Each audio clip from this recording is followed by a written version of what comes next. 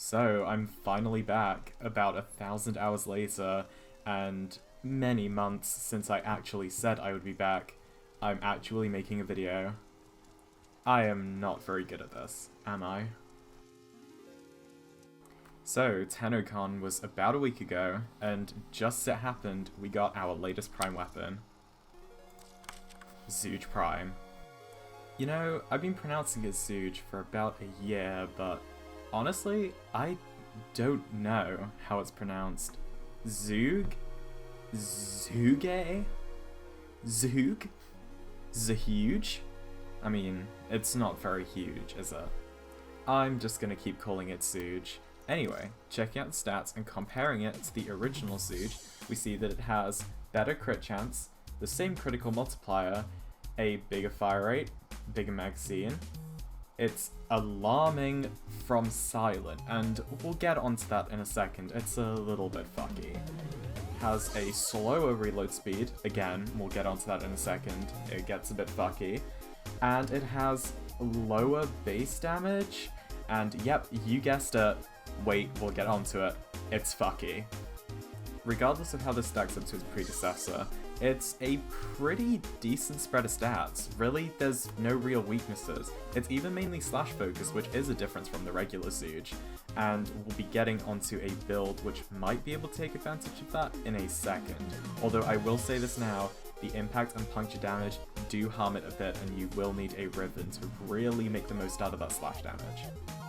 If we take a little look at this thing unmodded, we're going to notice that it's a fully automatic crossbow that actually explodes, but not upon impact. There's a small delay after shooting it. The explosion is a 3-meter explosion, which is the same as the Astilla, but you've got about half a second to wait for it to explode. I've brought along a beautiful little golden prophet boy to test out this explosion. So much like the lens which we covered in a previous video, the damage isn't all dealt at once. No two damage types are equal.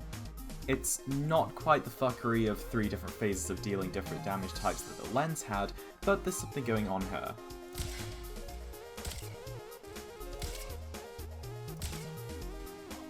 As you might be able to see, some damage is being dealt on the initial impact, and then a different amount of damage is being dealt upon the explosion. And while I'm not entirely sure about the spread of damage, it seems to me that the impact damage is being dealt first, along with some slash damage, and then the rest of the slash damage and the impact damage are being dealt with the explosion, because we proc puncture a lot with the initial shot, whereas we don't proc slash until the explosion happens. Heading back over to our arsenal, let's check out how we go about modding this thing, because while it acts like a rifle, it most certainly is not one when it comes to modding. Here is a super basic mod setup for this weapon. We have our 6 mandatory mods, and since it's a hybrid weapon, we're obviously going to go with our crit chance and crit damage, and we're going to go with 266 elemental mods. We then go with vigilante armaments for a little bit more damage, although this is a slot which is going to be in high contention as we look at some other builds. And we have Vile Acceleration. Now, negative 15% damage isn't all that damning because it's negative 15% base damage, so it's applied not on the same level as elemental bonuses or multi-shot. But the 90% fire rate is pretty huge for this weapon, because as a crossbow, it does count as a bow, so we actually get a 180% increased fire rate, which is huge for the DPS of this weapon. Let's take this thing up against a regular sortie level enemy, a level 100 corrupted heavy gunner.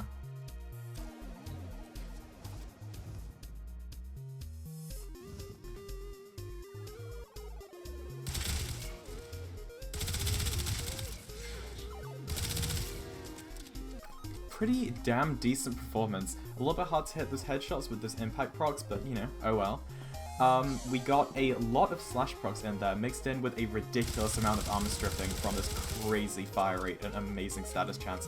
It really did me quite sure work with him, but we can get a little bit better if we specialize into a build better suited for dealing with armor.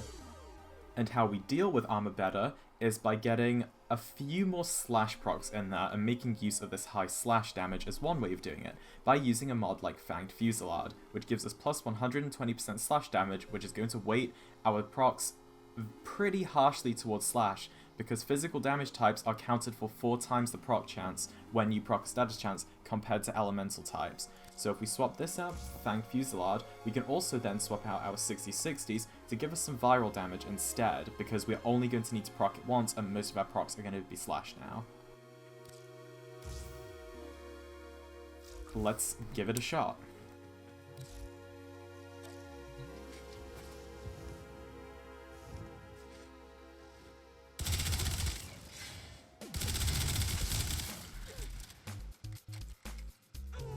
So those slash procs definitely did some work, but you might notice that actually we killed her a little bit slower than we normally would have with our just regular crit and damage build.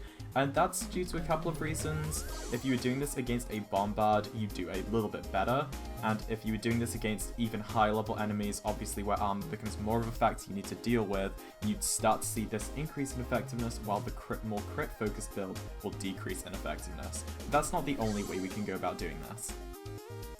Because this weapon has a whole buttload 65% crit, we can actually swap out hunter munitions onto this thing. Will this work well? I guess we're about to find out.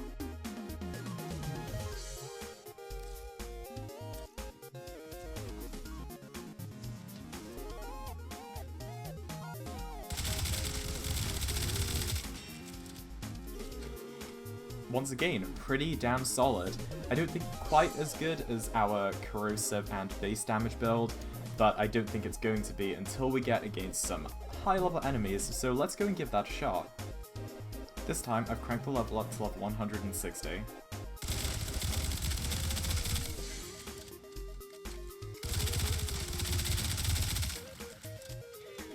Now, it did take 2 clips to kill her, but those slash procs did some real work that crit might not be able to do at those kind of amounts of armor. Now let's take a quick look at how the explosions fare, because obviously at slightly higher levels, the explosions that are delayed on the hit with this weapon are actually going to do some work. Now, when going for these explosions, I would probably consider using just a basic base damage increase, or something like Vigilante Feather, so you get even more attack speed. Or hell, you can even use Speed Trigger, which is going to give you even more. So let's give that a shot just to see some silly shit.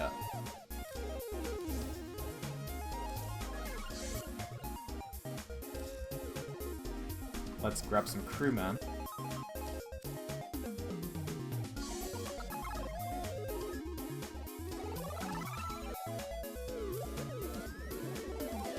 And see how it goes. So the explosion radius is 3 meters, which isn't huge, it's about the same as the Estella.